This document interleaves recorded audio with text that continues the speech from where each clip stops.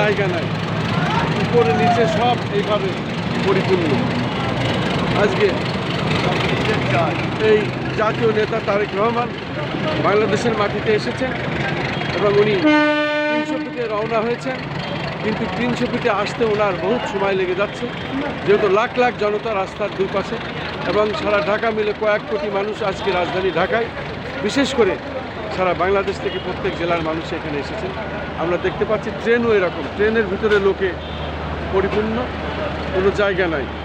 এইভাবে ট্রেন, বাস, প্লেন এবং বিভিন্ন ধরনের যান মানুষ যেখানে যেমন পাচ্ছে তেমনই, এবং দেখেন প্রচুর পরিমাণ প্রাইভেট কার, বাস, গাড়ি এইভাবে রয়েছে এবং মানুষ এর ভিতরে ট্রেনে কোনো রকম জায়গা খালি নাই, এইভাবে যাচ্ছে আর কি। আমরা দেখতে পাচ্ছি এই রাজধানী ঢাকার চিত্রটি এমনই, বাস এবং শত শত বাস এইভাবে পড়ে আছে, হাজার হাজার গাড়ি, হাজার হাজার বাস এইভাবে বিভিন্ন জেলা থেকে এসেছে। তারা বাস এইভাবে থামিয়ে রেখে তারা 300 ফিটের দিকে যাচ্ছে।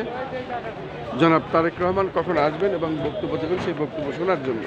বিশেষ করে এই জাতীয় নেতা তারেক রহমান আজকে প্রায় 18 বছর পর উনি দেশে প্রত্যাবর্তন করছেন এবং এই দেশে প্রত্যাবর্তন করলেন, এটাই ইতিহাস এবং এটাই দেখার জন্যই বাংলাদেশের প্রত্যেক জেলার মানুষই এখানে এসেছেন, তারা তারেক রহমানের এক নজর দেখার জন্য।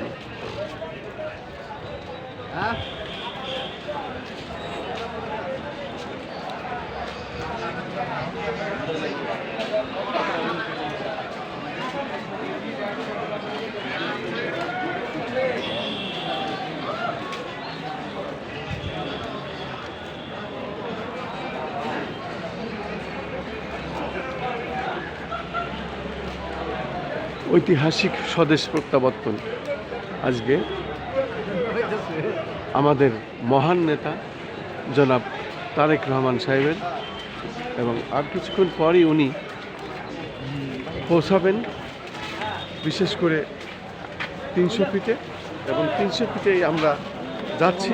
আর কিছুক্ষণ পরে আমরা 300 ফিটের মধ্যেই কিন্তু এখন মানুষের ঢল।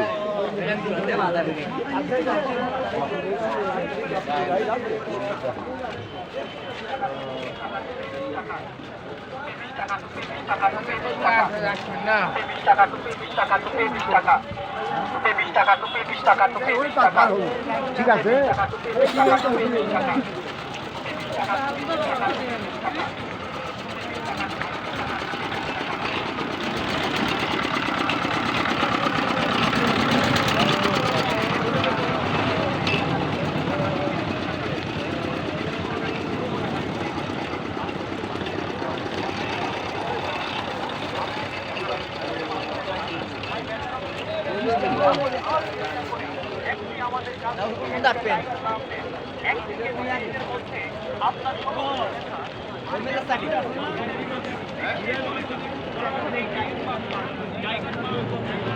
আমি এখন 300 ফিটের কাছাকাছি দেখতে পাচ্ছি লাখ লাখ মানুষ।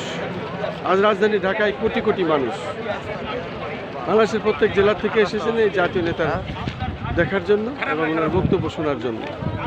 18 বছর পর উনি দেশে ফিরলেন জনাব তারেক রহমান, আজকে ঐতিহাসিক এই ভাষণ শোনার জন্য।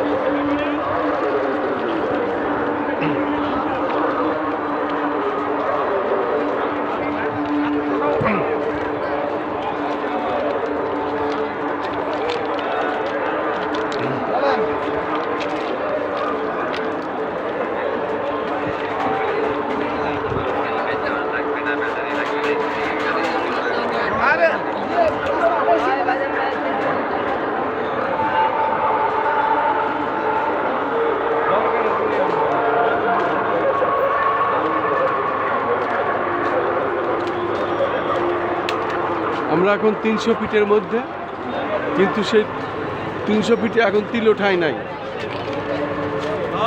কোনো জায়গা নাই।